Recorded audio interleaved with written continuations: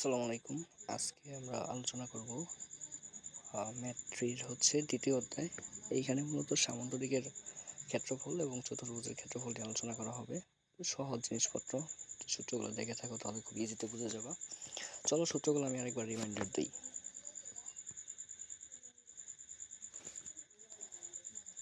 তো এই অধ্যায়ে এখানে যে সূত্রগুলো লাগবে মোটামুটি সবগুলো এখানে মোটামুটি আছে, তো একটা বাদ দিয়ে চলো একটু দেখে ফেলি আমরা।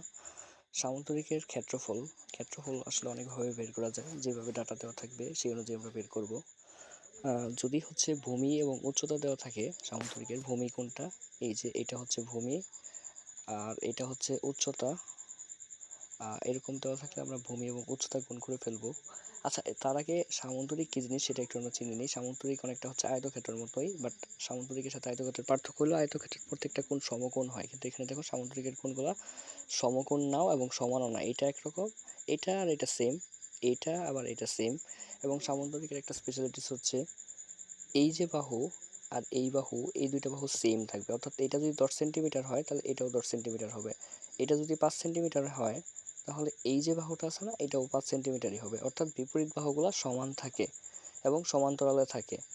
আচ্ছা, সামান্তরিকের ক্ষেত্রফল সমান সমান আমরা লিখতে পারি কর্ণ ইন্টু অফসেট। অফসেট কি জিনিস? কর্ণ তো আমরা সবাই চিনি যে সামান্তরিকের এক বিপরীত বিন্দু থেকে আরেক বিপরীত বিন্দু পর্যন্ত যেটা আমরা টানি সেটাতে আমরা কর্ণ বলি। এটাও কর্ণ, যে এইভাবে টানতাম সেটাও কি হইতো? কর্ণ।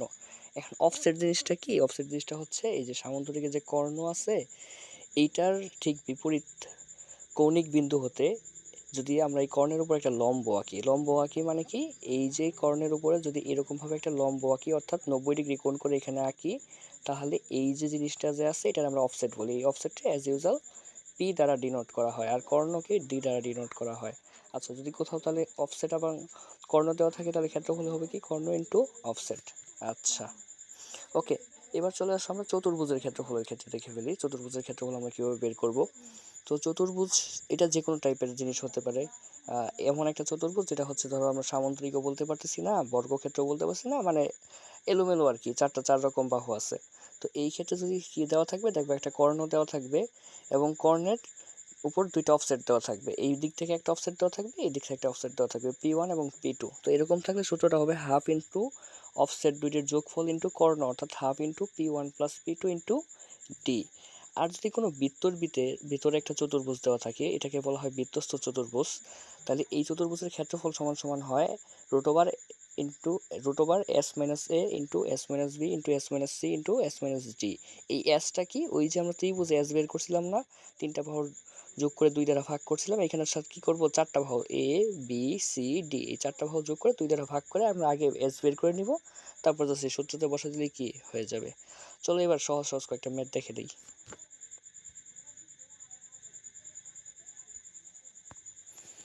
তো এই ম্যাথগুলো করার ক্ষেত্রে আমি আগেই বলছি তোমাদের, যেটা যে জ্যামিতির ম্যাথ করার ক্ষেত্রে, পরিমিতির ম্যাথ করার ক্ষেত্রে তুমি ডাটা দেখে যদি সুন্দর করে ফিগার রাখতে পারো তাহলে তোমার ম্যাথের 50% সলভ।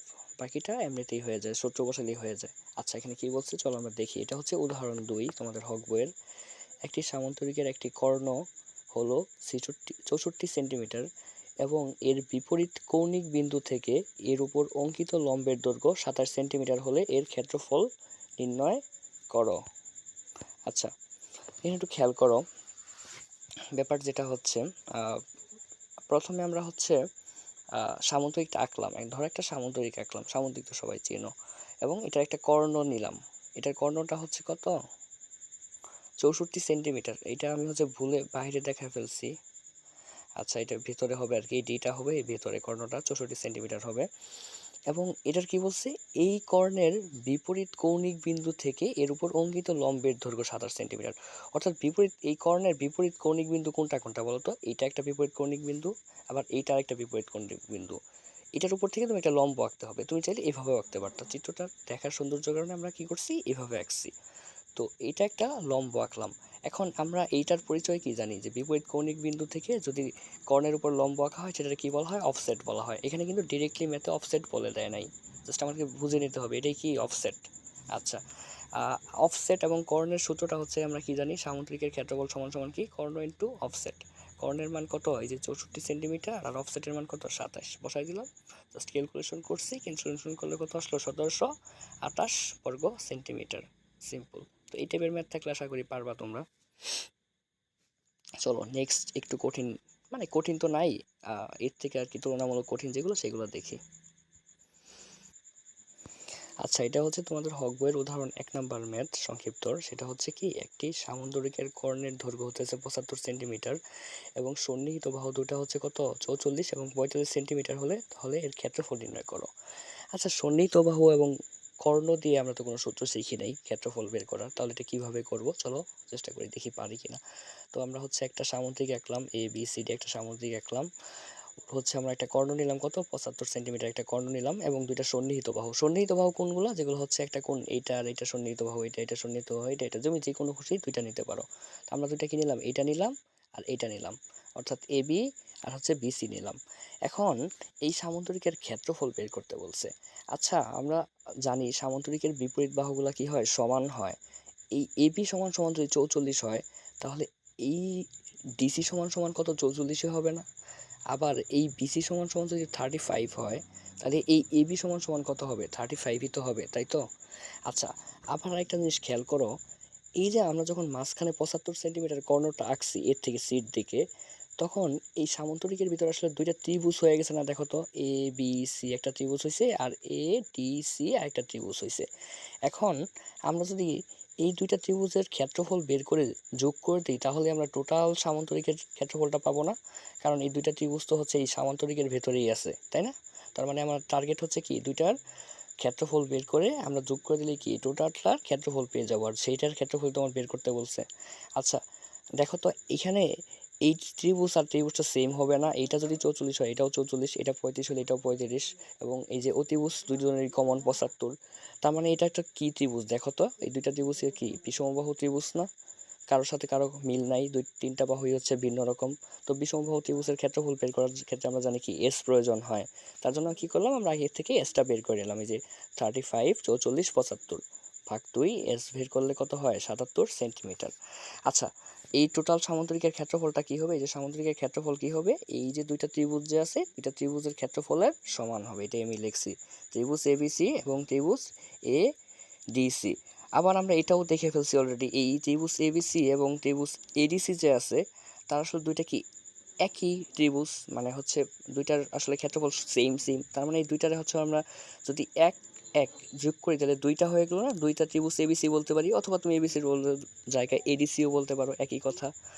তো এই টু টু এর জায়গায় রয়ে গেল, এবিসির ক্ষেত্রফলটা কি হবে, এটা যেহেতু বিষমবাহু ত্রিভুজ, বিষমবাহু ত্রিভুজের ক্ষেত্রফলের সূত্র কি, S into S minus A into S minus B into S minus C.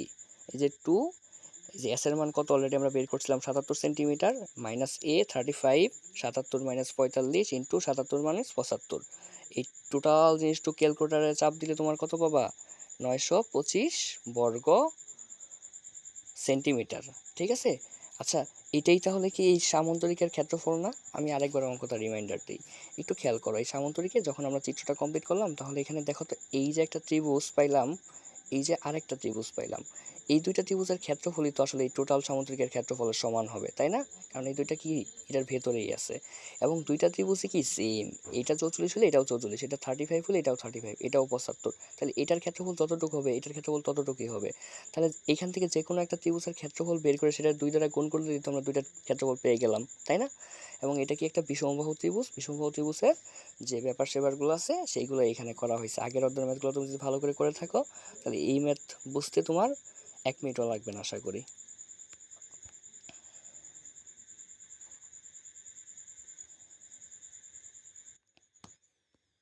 চলো এবার রচনামূলক টাইপের একটা ম্যাথ আমরা দেখে ফেলি। এটা হচ্ছে তোমাদের হক বইয়ের উদাহরণ 6। এখানে কি বলছে, একটি চতুর্ভুজের 4টি বাহুর দৈর্ঘ্য যথাক্রমে 15, 20, 25 এবং 30 সেন্টিমিটার। প্রথম দুইটি বাহু, অর্থাৎ কত কত, প্রথম দুইটা বাহু কোনটা কোন আছে 15 এবং 20, বাহুর কোনটি সমকোণ হলে, অর্থাৎ এই যে দুইটা বাহু যে আছে এই দুইটা বাহুর যে সাথে সন্নিহিত কোণটা আছে এই কোণটা কি হবে, একটা সমকোণ হলে এর ক্ষেত্রফল, অর্থাৎ কি এই যে এ বি সি ডি চতুর্ভুজটা আছে এটার কি বের করতে বলছে, ক্ষেত্রফল বের করতে বলছে। আচ্ছা, ওদের ডাটা অনুযায়ী আমরা একটা চতুর্ভুজ আঁকলাম, এরকম এরকম এরকম এরকম একটা চতুর্ভুজ আঁকলাম। এই চতুর্ভুজের প্রথম বাহুটা কত বলছে বলো তো, 15 সেন্টিমিটার। এই যে এডি সমান সমান কত, 15 সেন্টিমিটার। এবি সমান সমান কত, 20 সেন্টিমিটার। এবং এটা একটা কন্ডিশন দিছি, প্রথম দুইটা বাহু কিভাবে আছে, 90 ডিগ্রি আকার আছে, অর্থাৎ সমকোণে আছে। সো বাকিগুলো তুমি যেমন সামনে আঁকতে পারবা। এই যে এইটা এইভাবে আঁকলাম, এটা 30 সেন্টিমিটার নিলাম, এটা হচ্ছে আমরা কি 25 সেন্টিমিটার নিলাম। এখন কথা হচ্ছে এই চতুর্ভুজটা আঁকার পর তুমি এটার ক্ষেত্রফল বের করতে পারবা, কিন্তু চতুর্ভুজের এইরকম ডাটা থাকলে তো ক্ষেত্রফল কীভাবে বের করতে হয় সেটা তো আমরা জানি না। এই জন্য কী করলাম, এই চতুর্ভুজটারে হচ্ছে দুইটা ত্রিভুজে ভাগ করার জন্য মাঝখানে কী করে নিলাম, একটা কর্ণ এঁকে নিলাম। এই কর্ণটা কী করলাম, আমার প্রয়োজনীয়তে এঁকে নিলাম, এটা হচ্ছে আমার সুবিধাতে আঁকলাম। আচ্ছা, কর্ণ আঁকার ফলে দেখো তো এখানে কী হইলো, এই যে এ ডি বি একটা ত্রিভুজ হয়ে গেল, এবং বিডিসি আরেকটা ত্রিভুজ হয়ে গেল। এখন আমি যদি কোনো মতে এই দুইটা ত্রিভুজের ক্ষেত্রফল বের করে যোগ করে দিতে পারি, তাহলে এই টোটাল চতুর্ভুজের ক্ষেত্রফল পাবো না? কারণ দেখো তো কি, এই দুইটা ত্রিভুজ কি এই চতুর্ভুজের ভেতরেই আছে না? সো দুইটার ক্ষেত্রফল কি হবে, যোগ করলে এই টোটাল জিনিসটার ক্ষেত্রফল পাওয়া যাবে কিনা, অবশ্যই পাওয়া যাবে। তো ক্ষেত্রফল পাওয়ার ক্ষেত্রে আমার কিছু জিনিস দরকার, সেটা হচ্ছে দেখো, এখানে আমরা দুইটা ত্রিভুজ পাইছি। প্রথম ত্রিভুজটা কীরকম, এটা একটা সমকোণী ত্রিভুজ, কারণ তার একটা কোণ কি, সমকোণ। তো সমকোণী ত্রিভুজের ক্ষেত্রফল সমান সমান আমরা কি জানি, হাফ ইন্টু ভূমি গুণন উচ্চতা। তো এখানে তো ভূমি 20 সেন্টিমিটার দেওয়া আছে, উচ্চতাও 15 সেন্টিমিটার দেওয়া আছে। সো এইখানে আমার কি আর কোনো কিছু করতে হবে না, কিন্তু আমি যখন পরবর্তী ত্রিভুজের ক্ষেত্রফল বের করতে যাব, এইটুক আমার দেওয়া আছে 25, এইটুক দেওয়া আছে 30, কিন্তু এই যে বিডি, এটা কিন্তু দেওয়া নাই। এটা কি করতে হবে, আগে বের করতে হবে। এটা আমরা কীভাবে বের করতে পারি দেখো তো, এই যে সমকোণী ত্রিভুজটা আছে এখানে, সমকোণী ত্রিভুজ এপিডি, এটা একটা সমকোণী ত্রিভুজ না? সমকোণী ত্রিভুজ আমরা কি জানি, পিথাগোরাসের সূত্র ফেললে বের হয়ে যায়। এই বিডিটা আসলে কি দেখো তো, বিডিটা আসলে এটার কর্ণ, এবং কি এই ত্রিভুজের কি বলে এটা, অতিভুজ না? তো অতিভুজ বের করার সূত্র কি, রুট ওভার ভূমি স্কোয়ার প্লাস লম্ব স্কোয়ার। তাহলে এই এ বিডি ত্রিভুজের ভূমি কত, ভূমি হইতেছে এই যে 20, এটা আমি ভুলে পরে লিখে ফেলছি, 20 স্কোয়ার প্লাস হচ্ছে লম্ব কত, এই যে এডি 15 স্কোয়ার। এটা করলে কত হলো, 25 হইলো। এই 25টাই হচ্ছে কি আমি আলদা কালার দিয়ে দেখাই দিচ্ছি, এটা কিন্তু ম্যাথের ডাটায় না, এটা কি আমাদের বের করে নিতে হবে। আচ্ছা, এবার আমি যে ওই কথাটাই বললাম, এ বি সি ডি চতুর্ভুজের ক্ষেত্রফল, এই যে এ বি সি ডি চতুর্ভুজের ক্ষেত্রফল সমান সমান কি, এই ত্রিভুজের ক্ষেত্রফল প্লাস এই ত্রিভুজের ক্ষেত্রফল, সেই কথাটাই কি এখানে লিখছি। আচ্ছা, আলাদা আলাদা করে আমরা বের করে নিই দুইটা ত্রিভুজের ক্ষেত্রফল। প্রথমে আমরা হচ্ছে সমকোণীটা সহজটাই বের করে নিই। সমকোণী ত্রিভুজের ক্ষেত্রফল সমান সমান আমরা কি জানি, হাফ ইন্টু ভূমি গুণন উচ্চতা। হাফ, এটার ভূমি কত, এই ত্রিভুজের এই যে 20 না, আর উচ্চতা কত, 15 না, যেটাই লিখছি, হাফ ইন্টু ভূমি গুণন উচ্চতা। এটা ক্যালকুলেশন করলে কত হচ্ছে, 50 বর্গ সেন্টিমিটার। আচ্ছা, একটা ত্রিভুজের ক্ষেত্রফল অলরেডি আমরা বের করে ফেলছি, এখন কি করব, জাস্ট এই ত্রিভুজের ক্ষেত্রফল বের করব। আচ্ছা, এই ত্রিভুজের যে ঝামেলাটি ছিল ওটা তো অলরেডি আমরা সলভ করে ফেলছি, এটার মান অজানা ছিল, এটার মান হচ্ছে আমরা কি বের করে ফেলছি। তো চলো এটা দেখো তো, এটা কি টাইপের ত্রিভুজ, এটা একটা বিষমবাহু ত্রিভুজ। তো বিষমবাহু ত্রিভুজের ক্ষেত্রফল কীভাবে বের করে সেটা আমরা জানি, চলো দেখে ফেলি কীভাবে বের করছি। আচ্ছা, তো বিষমবাহু ত্রিভুজের ক্ষেত্রফল বের করতে গেলে কি আগে এস লাগবে। এই যে এখান থেকে কি করছি, আমরা এসটা বের করে রাখছি, 25 25 30, ওই ত্রিভুজের তিনটা বাহুর যোগফল ডিভাইডেড 2 সমান সমান কত আসলো, 40 সেন্টিমিটার আসলো। বিষমবাহু ত্রিভুজের ক্ষেত্রফল কি আমরা জানি, root over S into S minus A into S minus B into S minus C. Just মান বসাই দিছি, এরপর একটা সিম্পল ক্যালকুলেশন করছি। এই ত্রিভুজের ক্ষেত্রফল তাহলে কত আসলো দেখো তো, 300 বর্গ সেন্টিমিটার। আচ্ছা, তাহলে দুইটা ত্রিভুজের ক্ষেত্রফল আমরা পেয়ে গেলাম। চতুর্ভুজের ক্ষেত্রফল কি হবে তাহলে, ওই যে প্রথমটার ক্ষেত্রফল আর তৃতীয় ত্রিভুজের ক্ষেত্রফলের যোগফলিত হবে নাকি। এটার ক্ষেত্রফল কত পাইছি, 300, আর আগেরটা পাইছিলাম কত, 150। এই টোটাল কত পাইলাম আমরা, 450। চলো আরেকবার রিমাইন্ডার দিই ম্যাথটা। আচ্ছা, আমার এরকম চারটা বাহুর মান দেওয়া আছে, এটার ক্ষেত্রফল বের করতে হলে। আচ্ছা, এরকম চতুর্ভুজের ক্ষেত্রফল তো আমরা বের করতে পারবো না, তার জন্য কি করলাম, এটার একটা কর্ণ আঁকা নিলাম। এভাবে কি করলাম, একটা কর্ণ আঁকা নিলাম। কর্ণ আঁকাতে হলো কি দেখো তো, দুইটা ত্রিভুজ আকারে ভাগ হয়ে গেল। এখন আমরা ত্রিভুজের ক্ষেত্রফল ইজিতে বের করতে পারি। এই ত্রিভুজের ক্ষেত্রফল এই ত্রিভুজের ক্ষেত্রফল বের করে যোগ করে দিলেই কি টোটাল চতুর্ভুজের ক্ষেত্রফল বের হয়ে যাবে। আচ্ছা, আমরা যখন এইটা করতে যাব, এটাতে কোনো প্রবলেম নাই, হাফ ইন্টু ভূমি গুণন উচ্চতা সব ডাটা দেওয়া আছে, বাট এই ত্রিভুজের ক্ষেত্রফল যখন বের করতে যাব তখন কিন্তু এই ডাটাটা মিসিং। তো এই ডাটাটা আমরা কীভাবে বের করলাম, এই যে প্রথম ত্রিভুজের দিয়ে বের করলাম, কারণ প্রথম ত্রিভুজের অতিভুজিত হচ্ছে এটা, এবং এটা একটা সমকোণী একটা সমকোণী কি বলে ত্রিভুজ। সো সমকোণী ত্রিভুজ থেকে আমরা ইজিলি হচ্ছে এই যে পিথাগোরাস মেরে হচ্ছে অতিভুজের মানটা বের করলাম। পরে হচ্ছে কি এটার ক্ষেত্রফল বের করলাম, দেন ওই বেজে কি এটার ক্ষেত্রফল বের করলাম। এই দুটার ক্ষেত্রফল যোগ করে দেখি ম্যাথটা আমরা ইজিতেই সলভ করে ফেলতে পারলাম। আচ্ছা, এইবার চলো একটা নতুন জিনিস দেখি। সেই জিনিসটা আসলে আমার প্রথমে দেখানো উচিত ছিল, বাট আমি মিস করে ফেলছি। জিনিসটা যে লাগে আমার জানা ছিল না। আমরা যখন রচনামূলক ম্যাথগুলো করব তখন এই সূত্রটা ইউজ করলে ম্যাথগুলো অনেক শর্টকাটে করা যায়। এই সূত্রটা কি? এটা হচ্ছে অ্যাপোলোনিয়াসের একটা সূত্র। সেটা হচ্ছে সামন্তরিক নিয়ে সে একটা সূত্র দিচ্ছে। ধরলাম আমরা একটা এ বি সি ডি একটা সামন্তরিক আছে। এখন সামন্তরিকের দুইটা কর্ণ থাকে, এটা আমরা সবাই জানি।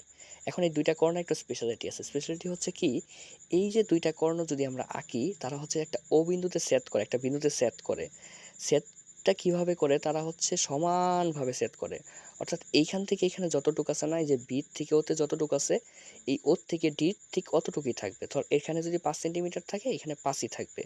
আবার ওর থেকে এতে যতটুকু আছে না, এই ওর থেকে সিতে ঠিক অতটুকুই থাকবে। অর্থাৎ ও এর মান যদি 3 সেন্টিমিটার হয়, এই ও সি এর মানও কি 3 সেন্টিমিটারই হবে। অর্থাৎ কর্ণগুলা একদম সমানভাবে সেট করে একজন আরেকজনরে। তো এইখান থেকে একটু ক্যালকুলেশন করলে একটা প্রমাণ আছে, ওইটাতে আমি না যাচ্ছি, প্রমাণটা দেখাচ্ছি না। এই প্রমাণ এখানে দেখো তো দুইটা ত্রিভুজ পাইছি না, এই একটা ত্রিভুজ পাইছি, এই একটা ত্রিভুজ পাইছি। এই সামন্তরিকের সাথে ত্রিভুজের একটা সম্পর্ক করে অ্যাপোলোনিয়াস একটা সূত্র দিয়েছে। এই সূত্রটা হচ্ছে কি, ধরো আমরা যদি এই ত্রিভুজটা নিয়ে স্লাইডটা নিয়ে কাজ করি, ধরো একটা এই স্লাইডটা নিয়ে আমরা কাজ করছি, এ বি সি নিয়ে কাজ করছি, তাহলে এ বি সি এর যে এ বি বাহু এবং বিসি বাহু আছে, অর্থাৎ এ বি বাহুর স্কোয়ার এবং বিসি বাহুর স্কোয়ার, এই দুইটা যদি আমরা স্কোয়ার করি তাহলে 2 ইন্টু এই যে তাদের যে কর্ণ আছে OC into Obi square into OC square হবে আর কি। আমি আরেকবার বলি, এটা কিন্তু সমকোণী ত্রিভুজের সাথে আবার গোলায় ফেলো না, এটা কিন্তু কোনোভাবেই সমকোণী ত্রিভুজ না এবং পিথাগোরাসের উপপাদ্যও না, এটা কিন্তু অ্যাপোলোনিয়াসের সূত্র।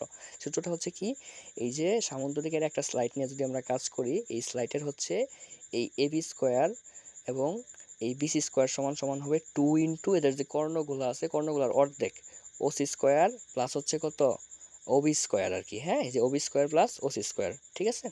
আচ্ছা, এই অ্যাপোলোনিয়াসের সূত্র ইউজ করে কয়েকটা ম্যাথ আছে রচনামূলকে, চলো এখান থেকে একটা ম্যাথ দেখি, তাহলে সূত্রটা আরো ক্লিয়ার হয়ে যাবে।